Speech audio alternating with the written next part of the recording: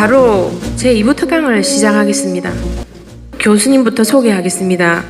강근욱 교수님은 서울의대를 졸업하셨고 같은 대학에서 의학 박사를 받고 서울의대, 서울대병원 핵의학과 교수로서 방사선 동위원소를 이용한 암 환자 진단, 치료와 연구에 전념하고 있습니다. 2013년도부터 국제방사선 방호위원회 의료분과위원으로 국제방사선 안전기준 및 가이드라인 제창에 참여하고 있으며 현재 대한의학회 회장, 서울대 생명공학 공동연구원 원장을 맡고 있으십니다. 방사선과 건강, 포스트 코로나 대한민국, 공포가 과학을 집어삼켰다 등 여러 저서가 있습니다. 오늘 특강을 맡아주실 강건욱 교수님에게 다시 한번 뜨거운 박수를 부탁드리며 단상으로 모시겠습니다. 네, 안녕하십니까. 네, 방금 소개받은 강건욱 교수입니다. 이렇게 이제 나라를 지켜주신 어르신들 앞에서 제 얘기를 할 수 있게 돼서 정말 영광입니다.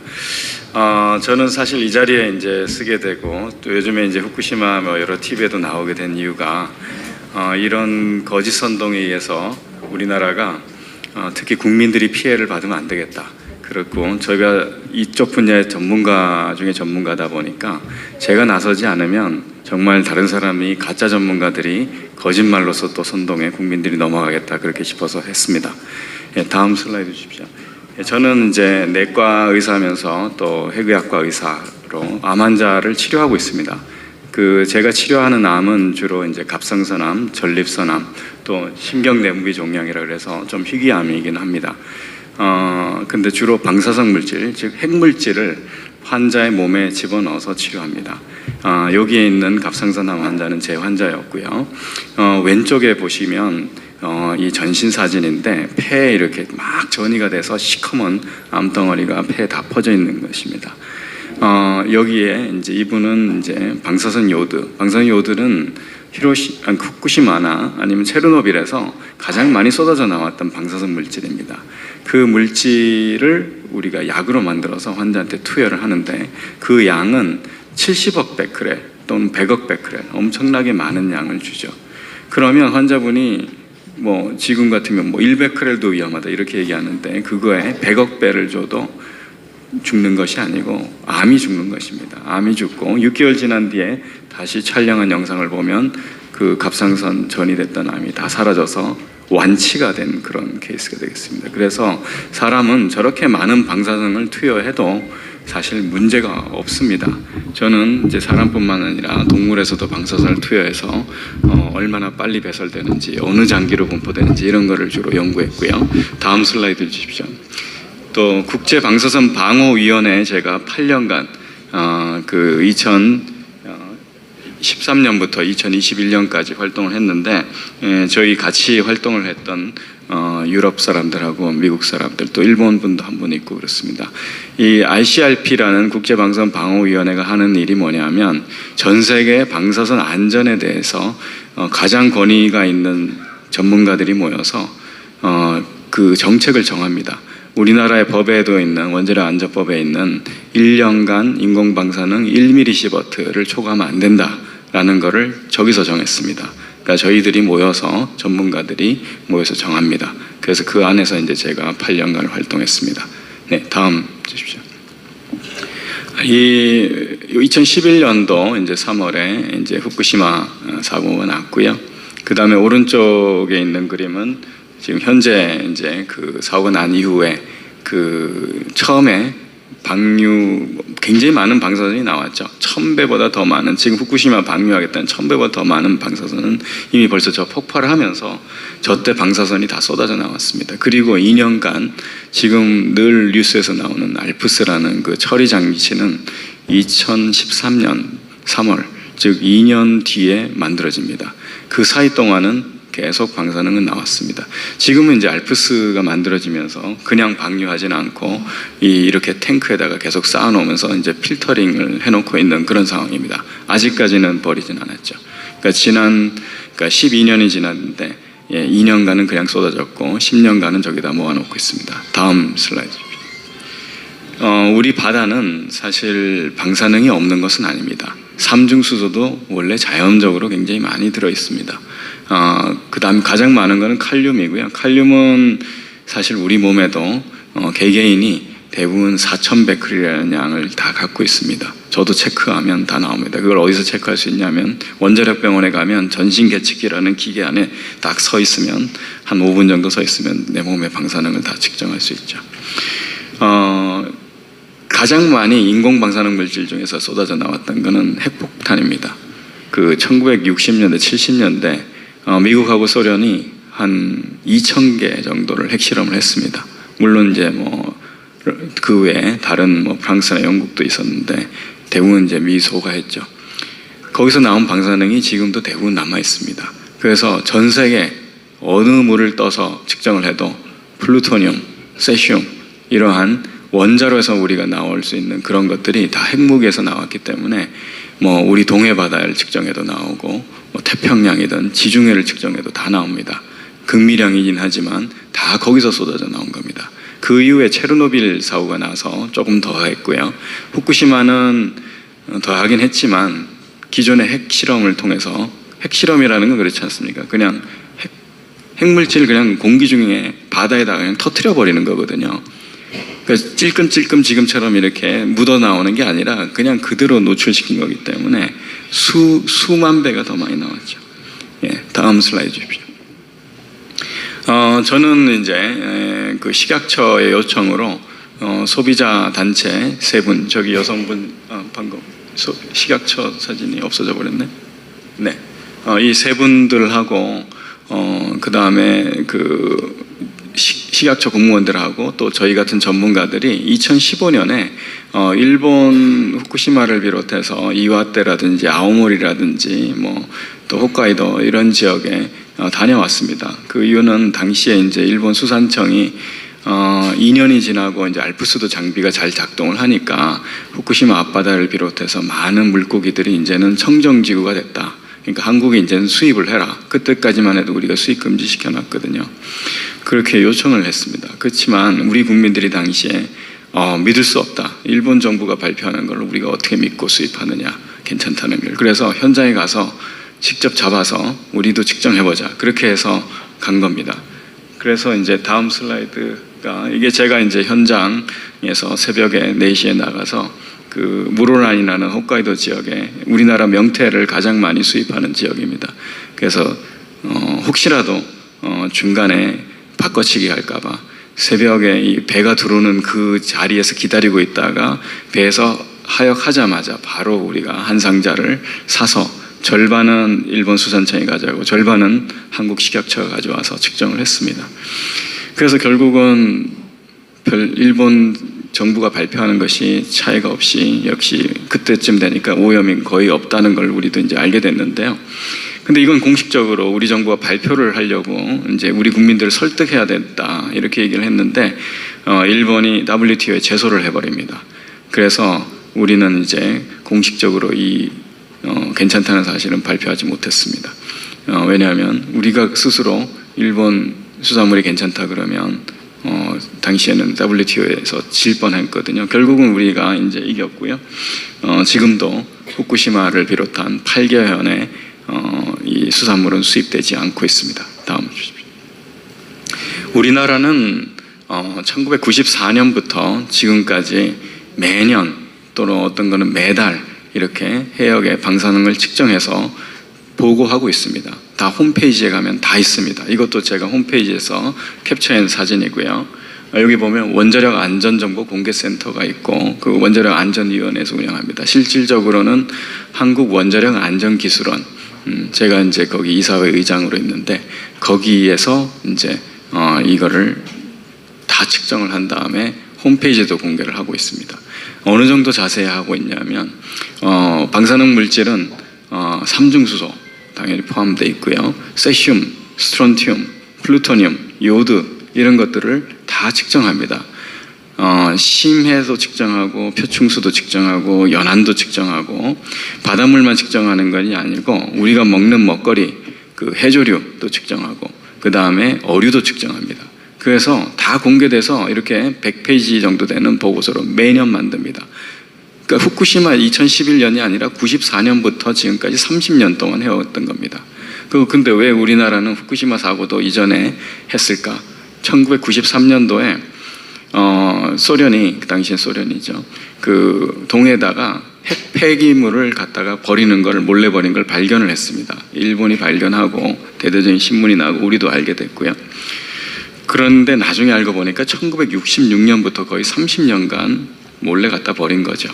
그래서 당시 이제 우리 국민들도 다들 놀래서 우리 동해가 다 오염된 것이 아닌가 해서 우리 동해뿐만 아니라 남해, 서해 모두 다 계속 측정해 왔던 겁니다. 전 세계에 이렇게까지 해양 방사능을 자세하게 측정하는 나라는 거의 없습니다. 예, 다음 슬라이드 주십시오. 이게 이제 해양 측정하는 포인트입니다. 한 40개 해양 측정 포인트고요. 울릉도 쪽에서도 측정하고 있고 우리 남해 제주도 앞바다에서 측정하고 있고 포인트마다 다 하고 있습니다. 거기에 이제 이 홈페이지에 들어가서 해당하는 점을 찍으면 거기에 측정한 값들이 나옵니다. 다음 슬라이드 주십시오. 이런 것들은 보고서 형태로도 나옵니다. 이 왼쪽에 있는 거는 2010년도에 나온 보고서, 해양 방사능 조사. 오른쪽에는 2021년도 보고서. 뭐 그 사이에도 매년 보고서들은 나오고 있습니다. 이 보고서도 역시 공개가 돼 있어서 홈페이지에 그대로 다운받으면 되고요. 그대로 프린트하시면 안에 내용을 볼 수 있습니다. 다음 슬라이드 주십시오. 그 보고서 내용 중에 한 장면입니다. 그러니까 우리가 지금 이제 삼중수소가 걱정이 돼서 난리잖아요. 일본이 삼중수소 갖다 버린다고 그러고 있으니까. 그러니까 1994년부터 2021년까지 지금 그 표를 이 보고서 안에 들어있는 표가 되겠습니다. 그럼 이 점 하나하나가 측정한 표인데요. 맨 왼쪽에 보면 바닷물이 0.5에서 1.5 정도 사이, 제일 낮은 점수는 0.1 정도 되는 것 같고요. 제일 높은 건 1.5 정도 됩니다.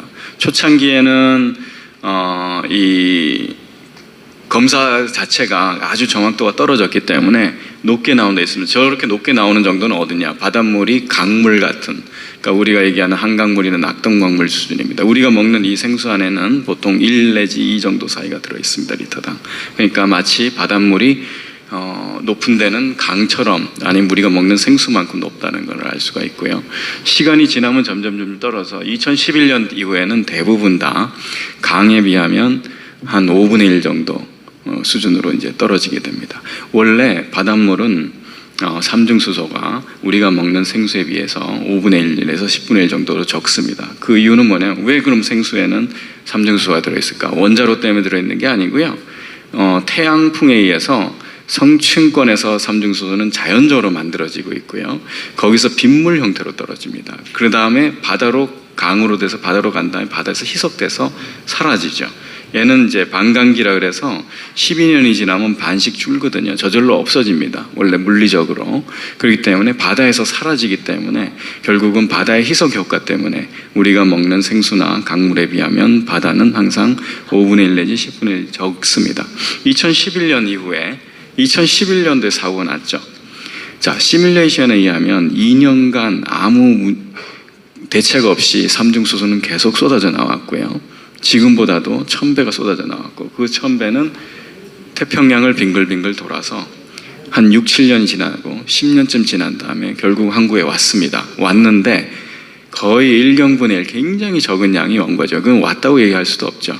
그러다 보니까 기존에 있던 삼중수소에 비해서, 그럼 원래는 2011년도 이후에 10년이 지난, 그러니까 7, 8년이 지나면 2018년 정도에 뭔가가 약간 증가되는 게 보였어야 되는데 전혀 증가되지 않습니다. 그러니까 이거는 이미 검증된 겁니다. 그러니까 엄청난 양의 많은 방사능을 일본이 태평양에 2011년부터 13년까지 쏟아 부었는데 지금까지 우리 동해, 남해, 서해는 아무 이상이 없습니다. 그런데 지금 그거보다 1000분의 1을 방류를 하니까 우리가 문제가 된다라고 얘기하는 것은 아주 새빨간 거짓말일 수밖에 없는 것이죠. 네, 다음. 이게 이제 알프스 장비를 이제 간단히 보여준 거고요. 알프스는 이렇게 이제 원자로가 지금 노심이 녹아서 지금 있는 개봉되어 있는 상태에서 지하수나 이런 것들, 빗물이 이제 들어가게 되고 그것들이 바다로 흘러가는 거를 차폐를 해놨고요. 그거를 다시 이제 정화를 해서 필터를 합니다. 필터를 하면 대부분의 중금속과 미네랄은 다 걸러집니다. 우리가 증류수를 만드는 방법이에요. 우리가 요즘에는 증류수를 옛날에 물을 끓여서 했지만 요즘에는 다 중공사막이라는 필터를 이용해서 하는데 보통 한 번 필터에서는 완벽하지 않기 때문에 3차 증류수라 그러면 3번 필터를 거칩니다. 그러면 진짜 순수한 물만 남죠. 그러다 보니까 뭐 플루토늄이라든지 뭐 요드라든지 스트론튬 이렇게 문제가 되는 중금속이나 미네랄, 그러니까 방사선을 띠고 있는 것들은 다 걸러져 버리고요. 순수하게 물만 남는데 문제는 삼중수소는 물 형태다 보니까 걸러지지가 않아서 그냥 바다에 버리겠다는 것이죠. 다음 슬라이드 주십시오. 그래서 지금 다른 이제 C14이라 그래서 탄소 저 부분도 걸러집니다. 세슘도 걸러지고요. 가운데 있는 요 삼중수소만 걸러지지 않다 보니까 기준치를 초과하는 거예요. 그러니까 방류를 하는 기준치를 초과할 때, 그래서 일본이 아이디어를 낸 건 뭐냐면 바닷물 해수를 끌어다가 저걸 기준치 이하로 다 희석시켜 버리면 결국은 환경 기준에 맞게 된다라는 거를 한 겁니다. 이 동경전력이 그런 아이디어를 냈고 결국은 이걸 이제 일본 정부가 이거를 타당하다 안 하다라는 거를 일본 정부 혼자서 하기가 어려우니까 국민들을 신뢰를 하기 위해서 IAEA라는 국제단체에다가 국제원자력 기구에다가 이걸 의뢰합니다. 그러니까 과학적으로 이게 타당하냐, 환경적으로 안전하냐. 그래서 IAEA가 지난 1년간 일본에 가서 활동을 하면서 그것도 측정도 하고 그렇게 해서 보고서가 나온 겁니다. 다음 주시죠. 네, 이 삼중수소는 이 후쿠시마는 위치가 태평양 쪽에 있습니다. 우리나라의 반대 방향이죠. 동해 쪽이 있지 않죠. 다음 슬라이드가 있네. 네. 해류, 저게 바로 구로시오 해류입니다. 구로시오 해류는 적도 쪽에서 북극 쪽으로 가는 해류죠. 그렇기 때문에 강물과 같이 유속이 빨라요. 그래서 그걸 거꾸로 올라온다는 건 자체가 불가능하죠. 그래서 결국은 저건 다 미국 쪽으로 보내고 있습니다. 오히려 지금 문제가 된다면 이 상하이에 있는 이 원자로입니다. 이 원자로는 연간 220조, 즉 후쿠시마가 연간 방류하겠다는 삼중수소의 10배를 지난 20년 전에 완공돼서 지금까지 20년 동안 내고 있습니다. 그러면 얘가 더 문제가 되는데 실제로 얘는 바로 서해나 동해로 빠져나가지만 워낙 우리가 자연에서 생기는 삼중수소가 많다 보니까 역시 이것 측정을 우리가 지난 30년간 측정했지만 얘가 증가시키지 못했습니다. 역시 영향은 주지는 않습니다. 만약에 저 구로시오 해류를 거꾸로 해가지고 한국에 바로 온다고 하는 사람들은 내일은 지구가 거꾸로 돌지 모르니까 그에 대해서 대비해라. 만에 하나 지구가 거꾸로 돌면 어떡하나. 그 얘기하는 거 똑같은 거죠. 네, 다음 슬라이드 주시죠. 예, 삼중수소는 다른 방사선에 의하면 세슘이나 뭐 이런 거에 비하면 한 700배 정도 약합니다. 그게 좀 다행인 거고요. 그래서 우리가 매일같이 물을 먹고 있고 우리 몸에는 삼중수소가 항상 40베크레씩 갖고 있음에도 불구하고 우리가 암이 생기지가 않죠. 특히 물 형태로 들어오기 때문에 우리가 물을 먹으면 소변으로 빠져나가고 땀으로 빠져나갑니다. 그래서 축적이 되지가 않아요. 근데 또 일부 어떤 분들은 뭐 축적이 된다 뭐 이런 식으로 또 거짓말을 하더라고요. 네. 그래서 시간이 지나면 열흘 정도 지나면 반이 다 배출이 돼 버립니다. 다음 슬라이드 주십시오. 요거는 조금 이제 어려운 개념인데 뭐냐면 1베크레 이건 넘어가겠습니다. 이건 넘어가고 다음 슬라이드. 삼중수소가 지금까지 높았던 적이 있었습니다. 그것도 엄청 높았던 적이 1000배가 높았던 적이 있습니다. 이게 어디냐면 1963년입니다. 1963년은 저기 현재보다 이게 10배거든요. 그 다음에 100배, 1000배입니다. 1000배가 높았습니다. 왜 1000배가 높았냐면 당시에 수소폭탄 실험을 했거든요. 미국하고 소련이. 거기서 나오는 삼중수소는 어마어마한 양입니다. 지구가 만들어내는 양의 수천 배가 만들어졌어요. 그래가지고 그때 당시 여기 계신 분들 다 살아 계셨지 않습니까? 그 물을 먹고 있었어요. 왜냐면 그때 당시에 다 뭐 수돗물 먹고 뭐 다 그랬잖아요. 1960년대 무슨 뭐 지하수도 다 그렇게 됐죠. 그러니까 1000배를 먹고 살아나신 분들이에요. 근데 그럼 1000배를 먹은데 그럼 문제 암 안 생겼느냐? 그 이유가 그래도 삼중수소는 굉장히 약하기 때문에 저기 10 마이크로시버트인데요. 지금은 0.01 마이크로시버트고 자연에서 우리가 먹는 방사능 물질, 그러니까 즉 칼륨이 제일 많은데 그냥 우리가 고기 먹고 채소 먹고 뭐 이러면 들어오는 방사능 물질이 1년에 그러니까 이게 10 마이크로시버트인데 500 마이크로시버트 정도 됩니다. 그러니까 실제로 당시에도 삼중수소는 우리가 일반적으로 먹는 음식의 50분의 1밖에 안 됐습니다. 그렇기 때문에 지금보다 1000배가 많아져도 문제가 없다, 이렇게 보시면 됩니다. 그 1000배는 후쿠시마 방류수 앞에 희석돼서 나가는 그 물입니다. 그 물을 먹어도 옛날에 1963년도에 우리 모든 지구인들이 먹던 그 물이다, 이렇게 보시면 됩니다. 네, 다음 슬라이드. 자, 삼중수소는 이제 나라마다 이제 기준은 달라서요. 그래서 호주 같은 경우는 이제 7만 정도 먹어도 문제가 없다, 이렇게 얘기하고 있습니다. 7만이면 우리가 1mS입니다. 우리가 국제 기준, 인공방사능 기준이에요. 그런데 캐나다 같은 경우는 7천 정도로 잡아놨습니다. 그래서 0.1mS만 맞게 한다는 거죠. 왜냐하면 캐나다는 원전이 많아요. 삼중수소를 만들어내는 원전이 많습니다. 우리 월성 원전 같은 원전이 바로 캐나다의 가장 큰 도시 토론토에 30km 떨어진 피커링이라는 지역에 있습니다. 그러니까 우리 같으면 그렇죠. 우리도 기장이 바로 그런 데 있지 않습니까? 그냥 부산 시내 바로 옆에 있는. 그런데 거기가 이제 삼중수소를 많이 내는 이제 월성 같은 그런 타입인 거죠. 그러다 보니까 7천 정도로 낮춰놨습니다. 그러면 실제로 우리나라는 그 월성 원전 인근 주민들은 어느 정도 나오느냐? 많이 나오는 분들도 한 3, 40밖에 안 나와요. 제일 많이 나온 분도. 그러니까 저 위에 100보다도 낮아요. 그러니까 전 세계 어느 기준을 봐도 우리나라는 월성 원전 인근에도 식수 기준은 다 맞추고 있다, 이렇게 보시면 됩니다. 다음 슬라이드. 다음. 거꾸로 가고 있네요. 다음 슬라이드 주십시오. 아니, 뒤로 가지 말고, 네, 다음.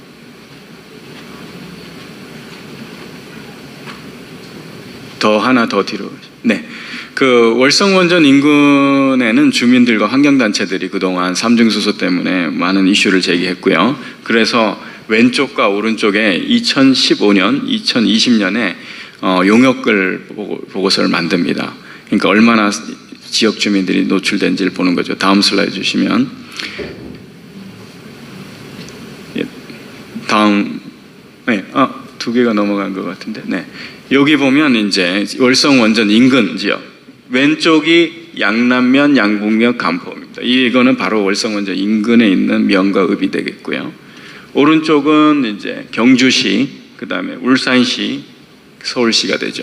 그럼 서울시에 있는 분들은 삼중수소가 없어야 되느냐? 그렇지 않죠. 서울 사람들도 다 생수 먹잖아요. 그렇기 때문에 이 안에 있는 삼중수소를 끊임없이 먹고 있어요. 점 하나하나는 한 명입니다. 그래서 이 수많은 사람들이 이 정도 수준으로 갖고 있습니다. 서울 시민들도. 왜냐하면 생수 안에 들어있는 삼중수소 먹고 있기 때문에 소변에서 정도 나옵니다. 그러면 제일 가까운 양남면에는 높은 분들이 있죠. 그 중에 제일 높은 분은 한 16 정도 나옵니다. 16. 그래 봐야 우리가 전 세계에서 수돗물 기준을 다 이하를 갖고 있습니다. 그러니까 저 정도는 이제 무시할 정도 수준인 것이죠. 다음 슬라이드. 자, 이거는 이제 IAEA가 지난 7월 얼마 전에 보고서가 나왔죠. 그래서 지금 그로시 이제 IAEA 사무총장이 이제 한국에 들어와서 이제 우리 정부도 만나고 야당도 만나고 그럴 것 같습니다. IAEA라는 게 이제 국제 유엔 산하의 이제 원자력과 관련된 안전과 그런 또 부흥을 책임지는 그런 기구고요. 그럼 일본은 왜 IAEA에다 그러니까 일라인은 왜 일본에 대해서 대변하고 있느냐? 대변한 게 아니고요. 일본이 요청한 겁니다. 동경전력이 이렇게 앞으로 방류를 할 테니까 이게 문제가 없다라고 일본 정부에다가 자료를 제출합니다. 그런데 일본 정부 원자력규제위원회 입장에서는 국민들한테 이걸 안전하다라고 설명하기에는 일본 정부만 가지고 못 믿겠으니까 국제기구에다가 공식적으로 이걸 과학적으로 분석해달라 그래서 IAEA에다 요청한 거고요. IAEA는 일본을 위해서, 일본 국민을 위해서 이렇게 조사를 했습니다. 저 오른쪽 위에 그림이 뭐냐면 그 후쿠시마 사고가 난 지역이고요. 그 빨간 점이라고 그 위에 적혀져 있는 게 3km 떨어져 있는 지점입니다. 저 지역까지 사람이 들어올 수 있습니다. 그 밑에 지역은 통제구역입니다. 방사선이 오염이 돼서 일반인이 아예 출입 금지죠. 그러니까 일반인이 출입할 수 있는 3km 지점, 가장 가까운 지점에서 만약에 후쿠시마 방류를 하게 되면 얼마나 피폭이 되는지를 계산을 해준 겁니다. IAEA가 공식적으로. 그렇게 계산을 해서 나온 수치가 바로 이겁니다. 0.0003 만분의 3mS고요. 만분의 3mS를 제가 여러분들이 조금 이해하기 쉽게 설명해주면 맨 밑에 적혀 있는 겁니다. 후쿠시마 저 주민이 저 3km 지점에서 살면서 수영도 하고 그 어로행위도 하고 우리가 낚시도 하고 그 다음에 거기서 나온 물고기를 먹고 그리고 살면 3만 년 동안 살면 1mS 기준치를 초과하게 됩니다. 사람이 3만 년 동안 살 수 있나요? 불가능하죠. 그러니까 저 지역도 안전하다라고 IAEA가 보고서를 낸 겁니다. 그 IAEA 보고서는 저거를 방류해라라는 말이 없어요. 방류해도 안전하다라는 과학적 보고서일 뿐입니다. 그렇지만 그걸 가지고 야당 쪽에서 엄청나게 IAEA가 때를 썼는데 IAEA는 그렇게 결론했습니다. 이거를 방류를 하는 가정하에서 우리는 과학적 검증만 해줬지 그거를 일본이 방류하든 말든 그건 일본이 책임지는 것이다. 이렇게 결론을 냈습니다. 예, 이거는 우리나라입니다. 우리나라는 그러니까 IAEA는 우리나라를 신경 쓰지도 않았어요. 왜냐하면 우리나라가 요청한 적도 없거든요. 그러니까 한국이 알아서 우리가 괜찮은지 안 괜찮은지를 봐야 되죠. 그래도 다행히 해양과학원하고 한국 원자력 연구원에서 이 연구를 해놨었습니다. 계속 일본이 방류하겠다 그래가지고. 그래서 해류를 타라서 구로시에를 타서 미국을 갔다가 다시 돌아오면 보통 한 6, 7년이 걸리고요. 한 10년째 이제 피크가 될 수도 있는데 100만 분의 1 정도 베크렐로 옵니다. 우리 해역은 0.1 베크렐이에요. 근데 0.00001이라는 게 100만 분의 1인데 그 얘기는 뭐냐면 우리가 먹는 이 생수 안에 있는 양의 100만 분의 1이 온다는 거예요. 100만 분의 1은 측정 자체가 안 됩니다. 얘도 측정하려면 시간이 많이 걸려요. 1도. 그런데 100만 분의 1? 당연히 측정이 안 되죠. 저거는 그냥 이론일 뿐이에요. 실제로 그러면 한번 볼까요? 다음. 그럼 실제로 그 100만 분의 1 베크렐이라는 게 얼마나 위험한지를 제가 이제 측정을 해봤습니다. 계산을 해봤는데 그게 6천억 년을 우리가 살면 그럼 1mS를 초과합니다. 6천억 년을 살아야 됩니다. 지구가 멸망할 때까지 살아야지만 기준치를 초과해요. 우리나라 해역입니다. 일본은 아까 했지 3만 년이잖아요. 3만 년이 우리나라는 6천억. 그만큼 우리는 떨어져 있기 때문에 그런 거예요. 그걸 가지고 자꾸 위험하다? 그러니까 심지어 어린애는 위험하지 않냐? 임산부는 위험하지 않냐? 그러면 10배 곱하면 됩니다. 왜냐면 10배 더 위험하거든요. 그러면 600억 년이에요. 그럼 600억 년 사는 어린아이가 있나요? 그러니까 자꾸 저한테 어떤 분들은 그래요. 1% 위험해도 그 위험하다고 얘기해야죠. 그렇게 얘기하는 거예요. 1% 위험한 건 진짜 위험한 겁니다. 어떤 놀이기구가 그거 탔는데 1%가 죽어요. 그런 놀이기구 타시겠어요? 만에 하나, 10,000명 중에 1명이 죽는 놀이기구가 있어요. 그거 타시겠어요? 못 타죠. 10,000명 중에 1명이 죽는다 그러면. 그러니까 그 정도의 위험도가 아니라 얘는 계산해보면 1조 분의 1입니다. 1조 분의 1. 1조 분의 1명이 암이 생길 수 있어요. 자, 전 세계 인구가 70억인데 1조 분의 1명이 암이 생길 수 있는 걸 위험이라고 얘기합니까? 0이 아니기 때문에. 그러니까 자꾸 1% 만에 하나 이런 얘기를 끊임없이 하는 거예요. 저도 만에 하나라 그러면 위험하다고 얘기합니다. 10,000명 중에 1명은 죽을 수 있으니까. 근데 1조 분의 1명이 죽는 걸 가지고 어떻게 위험하다고 얘기합니까? 우리가 70억 명밖에 안 사는데. 우리 대한민국이 5천만밖에 안 사는데. 다음 슬라이드. 그래서 결국은 이거는 아주 공포를 조장하는 가스라이팅입니다. 그러니까 어떤 형태든 이게 위험하지 않는 사실을 가지고 위험하게 만들려고 하는 것이죠. 그럼 누가 만들었느냐? 냉전 시대에 미국하고 소련 정치인들이 만든 거예요. 근데 그거를 이상하게 환경단체가 받아가지고 자기네들의 수익 챙기는데 그 다음에 정치적 이권에 이제 이거를 쓰는 거죠. 왜냐하면 쉽게 먹혀 들어가니까.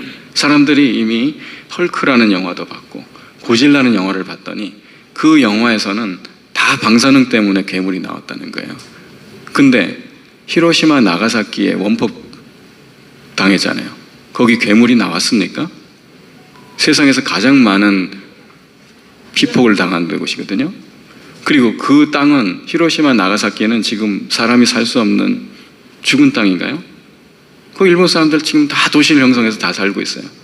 그러니까 이런 것들이 극미량의 방사능은 지금까지 아무 문제가 없다는 것이 이미 다 밝혀졌음에도 불구하고 이러한 것들을 들이대서 지금 끊임없이 공포를 만들고 가스라이팅을 해서 이제 자기네들의 이익을 챙기는 것이죠. 그 언론도 마찬가지입니다. 언론도 이런 것들을 이용해야 하지만 위험하다고 얘기해야지만 항상 자기네들의 광고비가 들어온다는 거예요. 그래서 안전하다고 제가 얘기하는 거는 취재해 갔다가 넣지도 않고 항상 위험하다고 한 다음에 취재를 하더라고요. 다음. 자, 이거 최근에 이 남해 어민들이 했던 시위입니다. 이거는 자살행위입니다. 우리나라는 아까 제가 얘기했잖아요. 1조분의 1의 위험. 그러니까 6천억 년을 살아야지만 위험한 나라입니다. 그런데 이렇게 대놓고 노해놓고 해골 그림 그려놨잖아요. 오른쪽에는 핵 그려놨잖아요. 저거는 환경단체가 공포를 조장하기 위해서 일부러 하는 행위입니다. 근데 거기에 어민들이 같이 참여해가지고 우리 물고기는 이렇게 앞으로 핵물질이 될 거고 이렇게 먹으면 죽는 게 된다고 이렇게 대놓고 완전히 이거는 환경단체 휘말리신 거예요. 그 자살행위 하시는 거죠. 다음 슬라이드 주십시오. 이렇게 하셔야죠. 부산역 앞에서 우리 수산물 절대 안전합니다. 그러니까 끊임없이 안전하다고 얘기를 해야지만 국민들이 겨우 믿을까 하는데 위험하지도 않는 데 가가지고 이렇게 위험하다고 이제 어민들이 동조를 하시는 거는 자살행위라고 생각합니다. 네. 다음, 예. 제가 이제 석윤열 교수하고 CBS 김현정 뉴스쇼에서 같이 이제 대결을 했는데 한 3번 했습니다. 뭐 SBS에서도 하고. 그런데 처음에는 여기에 댓글에 제 욕만 써져 있더라고요. 예, 석윤열 교수님은 뭐 영웅인데 제가 뭐 거기에 뭐 그래서 후쿠시마 물은 온갖 저 혼자 다 먹으라 뭐 이런 얘기를 썼는데 한 달이 지난 지금에 바뀌었어요. 제가 과학적으로 제대로 하고 있다라는 얘기로 바뀌어서 제가 굉장히 고무가 됐고 앞으로도 우리 국민을 위해서 저는 끊임없이 제가 욕을 먹더라도 계속 이런 얘기를 할까 합니다. 네, 다음. 자, 제가 이제 수협에 가서 이런 강의를 하다 보니까 수협에 계신 분들이 그러더라고요. 그럼 우리가 안전한 건 알겠는데, 아니 우리가 이렇게 나가서 뭐 시위를 해봐야 안전하다고 해봐야 일반인들 믿겠느냐? 다 그거 뭐 이익 때문에 그런 거 아닌가? 그래서 그럼 정부가 안전하다고 해줘야지. 그래서 제가 정부 보고 계속 끊임없이 안전하다고 얘기하라 그랬어요. 그랬더니 처음에는 정부가 방류 반대했습니다. 방류 반대하는 순간에 저거는 방류하면 우리나라는 영향을 받는다. 그렇게 생각하는 거예요. 그렇게 하지 말라 그랬고 그 다음에는 이제 매일같이 설명하라 그랬습니다. 다음 주십시오. 그래서 정부가 6월 16일부터는 매일같이 브리핑하고 있습니다. 그런데 문제는 정부가 여전히 일본 얘기만 하고 있더라고요. 우리 해역이 깨끗하다는 얘기를 자세하게 설명을 해줘야 되거든요. 우리는 데이터가 다 있기 때문에. 그런데도 맨날 알프스를 다녀왔더니 뭐 알프스가 검증이 잘 돼 있고 뭐 앞으로도 방류해도 문제가 없을 거라. 그거는 일본 국민들이 걱정할 문제입니다. 알프스가 작동을 안 하면 후쿠시마 앞바다가 오염됩니다. 우리나라는 알프스가 작동 안 해도 하나도 오염되지 않습니다. 지난 2011년부터 2년간 알프스 없을 때 다 방류했는데 우리는 여전히 지금까지 깨끗해요. 그러면 그 얘기를 정부가 해줘야 되는데 자꾸 일본 정부에 이중된 것처럼 그러니까 친일파 소리를 듣죠. 야당도 마찬가지예요. 왜? 일본 후쿠시마에 가서 시위를 하면 됩니다. 일본 환경단체하고. 왜냐하면 일본 국민들이 위험할 수 있으니까요. 제대로 일본 정부가 못하면. 우리나라는 관계없는 나라거든요. 왜 우리나라에서 떠드나요? 그러니까 야당도 친일파입니다. 전형적인 일본 국민을 위해서 싸우는데 왜 한국에서 떠들고 싸워서 마치 우리 해역이 문제가 될 것처럼 뉘앙스를 풍기고 그건 아주 잘못된 것이죠. 네. 그래서 저는 이제 공포가 과학을 집어삼켰다. 여기 이제 최소경 그 글마당 대표님이 이제 소개해 주셔가지고 제가 이 책자도 이제 번역을 하게 됐고 그렇게 함으로써 좀 사회 활동을 더 열심히 하게 된 계기가 되었습니다. 네, 이것으로 제 강연을 마치겠습니다. 감사드립니다.